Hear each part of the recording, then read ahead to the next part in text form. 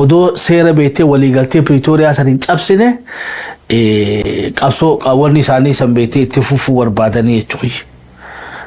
Jiraachuu fadhaa akka mootummaa baajata harkataa soga qaanin guddoon jirtu keessaa'u mootummaan Itoophiyaadha baajata 2000 beektee 25 dha warra weeraraaf qophaa'e kanaaf yoo abiyyi baajata erga taate subhanallah inna lillahi wa inna ilayhi raaji'uun summa inna lillahi wa inna ilayhi raaji'uun. So maallaquma sanii finfinnee dhufuu ta'anii jechuudha. Baazawwee baajanni Tigraay baajata Eertiraarraa guddaadha akkasitti ni beektanii jechuudha. Waluma masruufu jira waramanni abiyyeen waluma masruufu jira. Meeshaan finfinnee irraa fe'amtu beektee ilaas maraa dheettee gurguramti bara. Jarri already waliin banatee jira jechuudha. Kanaafuu jiraatadda waradaadhaa nama baalaansii eegee ture. Geetaachoo Raddaafaan pro abiyyiidha warra abiyyi dura dhaabbatu gareen takka tana gareen takka ammoo tan beektee faannoo fi shaabiyaa hojii dhaabbatu tata Dabratsiyoon gareen Pretooriyaadha ta heera addunyaa tiisitee mootummaa taate Taaddasee Warradaadhaati. Namni arra waraana kana fi'ee dhukaasa akkanatti itti banee raayyaa qabate mootummaatiin naannoo Tigraay jechuudha. Mootummaa naannoo Tigraay warra meeshaa waraanaa gurguddaadhaatiin seenee wanni qabatee jechuudha naannoo raayyaadha. Ammaan dura immoo dhookuu ture. So jarri they play safe. Akka mootummatti seenan. Akka mootummatti maal jennaan olaantummaa seeraa qabsiisuudhaafidha. Akka wanni itti illee dhufne jechuudha. So jarri kuni kaardii sadiin taphataa jira. Geetaachoo tunuu qaama fifuu siyaasaatu ta'iniidha. Amma Geetaachoo tunuu fifuu dhiiroo ifirraa shakkuun barbaachisuun ni mala jechuudha. Jarri maaliyaa sadiin taphataa jira. Maaliyaan tokko wayyaanee fi shaabiyaadhaa fi Eertiraadhaati. Maaliyaan tokko immoo Pretooriyaadhaati. Maaliyaan tokko immoo abiyyiidhaati. Kun kana meegaa lola beektee naannoo raayyaatti godhame san keessaa xiqqishoo rasaasa wanni sanaa dhageessisu beektee dhageetti harkaa fi dhageetti Oromoon jetti tajanne dhageessanii tadeemu jirtullee haa isan garsiisu shabboon. Ilmaan ayyaa waliigalatti meeshaan akkanaatuun hundinuu eega hiikkata mul'achuun nama ajaa'ibsiifti jechuudha. Sagalee ol qabiif.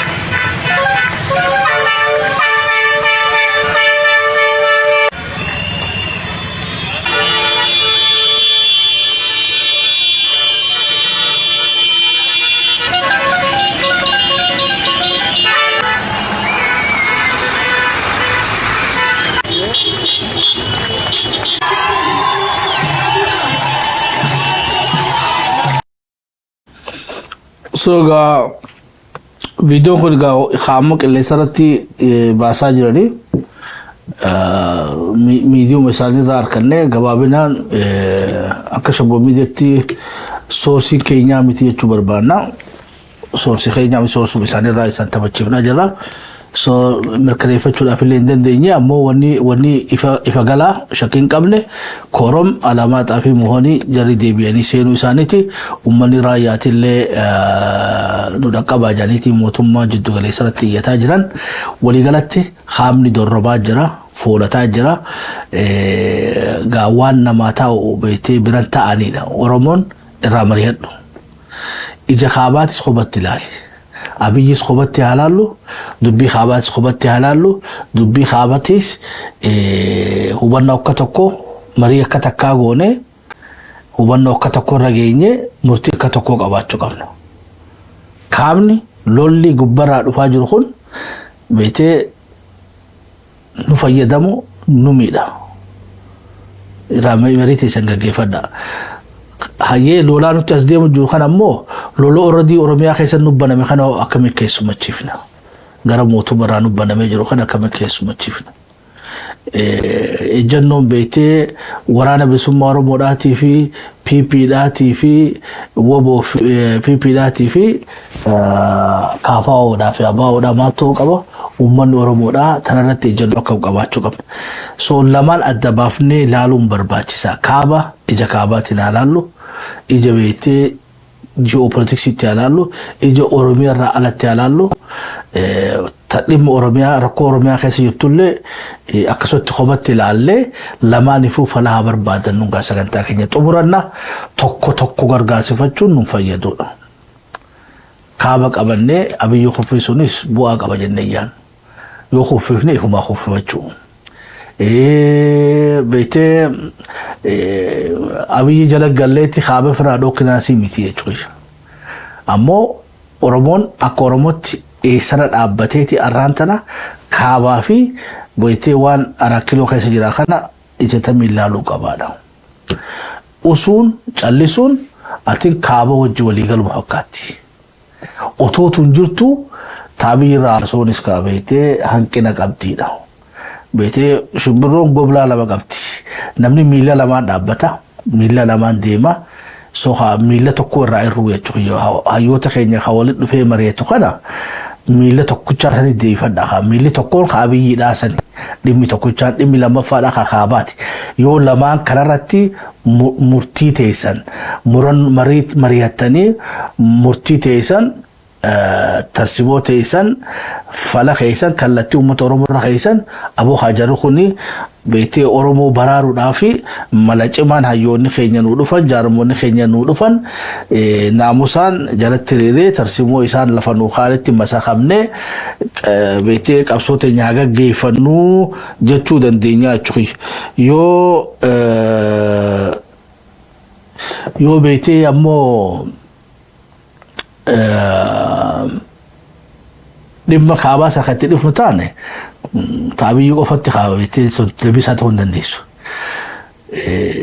تنتانا غافي بلا ولي أصلا غافة جرتا واي سوماليانو إيسا جرتيد I think سوماليين لولو مخانا إيقاتا جرتي already بيكو ورانا سانيك أو بيفتاني جران بورونا جلت ديفتان جارسو جلت ديفتان ترانو إسان تيسو إساني أوروباتي وداتن بلا خوتانيتو وني إساني دبالوني إساني تفايوني إساني تو سيناني جران بيا خيس أرد ريلا خيس ديماتي بيكي خيس ديماتي أرى ميديا دامرا كرامارا داودا اس انم ميديا تكو جايرو بيجي في الناس غاسفنا اوريدي خلتي داني لفتين الى هواشتي قباچو قمنا الى مغالان هواساتو تينيا يچجراني يچوي إيسا نما شنتمي كيس جراجا ميديو اسو تكورتي إيسا نما شنتمي ماتي فاميلي شنتمي اوريتو مغالا هواسا كيس جرا خبراتي سيدودا سو وان بيتي سومالي وين يا في إيسا وين دانو دفاجن إيسا وين اجندا بيتي إيسا سومايلاند دي تي في جيبوتي دا تي في خبيتي توبيا خيس جوغلتي لو إيسا في جيبوتي دي فيفو beete Jabuutii biraa dhaluu jirti. Jabuutii biraa dhaluu jirti. Soomaaliyaan taan already Masri dhayxee walii galtee jirti. Lolli kun hoggaa kee Soomaalii irraas waa ka'uun isii shakkii takka malee yeroo ammaa tana keessatti gara hundaanuu marfamnee jira jechuu dandeenya. Gara hundaanuu Somaaleen haguma lolli kaabaa ka'u eeggatan. Lolli kaabaa kaanaan jarri beetee haga gaafatti yoo san Dabra Biraanuu eeggatan lolli guddaan tokko akka beetee Boorana Gujii Baale Arsii fi Harargee irratti wal mushakkina. Gara gubbaatiin ammas Walloo fi ila Hawaashitti beetee irraa Karrayyuu irratti akka gad dhufanii isa loluu ta'uun shakkina. Yeroo ammaa tana keessatti karaa hundaanuu marsarra jirra. Sogaa abaa'oo kaafaa'oo woboo fi piipiinis hayyoonni keenya kan waliin dhufanis waan qabatama amma haasoo jiru kanaaf deebii isaanii qabani. Soomaalii irra dhiibbataan dhufu jirtu tanarraa haasoon hin barbaachiftu dhiiroo. Mu'abiyyuu bu'uu qofaatu rakkoo Oromoo hiikaa'edha. Obboleettiin teenya qarree kaleessa beetee daawun jechuu turte sani akkamii jechuu yara ilmaan jaha dhiifteeti lakkuu wajji duutee qabri jirti jechuu. Yoo kanarraan dubbatin yoo lola bikkee keessa gaggeeffamuudhaan dubbatin boonarra barameeraan dubbatin basically kaadeeroo ajandaan keenya adda addaa jechuu honestly. Kanaafuu hayyoonni keenya ulaa cufatanii gara Soomaalirraanis nu dhufu jirtu gara Gaambeellaanis already jalqabdee jirti. Kooriidoorii tokkichaan banaa jiru yeroo ammaa tana keessatti hooma Keeniyaadhaati. Waan Keeniyaarraa alaa gara Jabuutiin lolaan nu banamee jira. Gara Soomaaliyaa mootummaa naannoo Soomaaliyaatiin lolaan nu banamee jira. Gara Eritiriyaa fi gara naannoo Tigraay naannoo Amaaraatiin lolaan nu banamee jira. Gara Gaambeellaa fi Beenishaangulis yeroo gabaabduu keessatti ni banama. Gaambeellaa already jalqabe. Beenishaangulis tuttuqaan ni jirti. So basically 320 marfamnee jira. 40 qofaa banaa jira. Tunis gaawgaa lollee kee Ruuttoonis waraana guddaa fidee akka daangaa cufuu ta'u shakkii takka malee. Ilmaatu mooyyaalee achi tarkaanfateetu security xiyyaaf daangaa ofirraa eegajee innis seenuuf ta'a. So basically nuti waggaa sammuu guutumatti marfamne jechuudha. Yoo arra ka'uu san taate marfama keenyaa fi caba keenyaaf beetee akkuma kaleessa goobanni خوفينسا خليسا راتيف سينا خيسة اتقافة مقابوتي قوباني هاريني أفران كنا يتشغي ورا الربيتي موتم ما فينجو في مرميتو ورا فينجو في بلسباسا خيفينجو yoo gabbahanii ummata Oromoodhaatiif waan amma deemaa jira kan ibsine taate ilmaatu ta goobanaatu dilii isaanirra dilii goobanaatu irra wayyaadhaan sagantaa keenya xumuranna ummanni Oromoodhaa waan amma deemaa jiru kana ifirraa akka laalladha. Dhimma Abiyyiidhaatis kophaatti halaallu. Dhimma Kaabaatis ija addaatiin halaallu. Dhimma Somaaleetis afirraa halaallu. Beetee yeroo ammaa tana keessa adawwiin gurguddoon sadeen kana. Challenge sadeen irra buusaan ammoo Beenishaangulii fi Gaambeellaa. Tuntana I don't know mootummaan naannoo Harariitu already beetee isaan waan amma deemaa jiruuf qophaa'anii jechuudha. Qophaa'an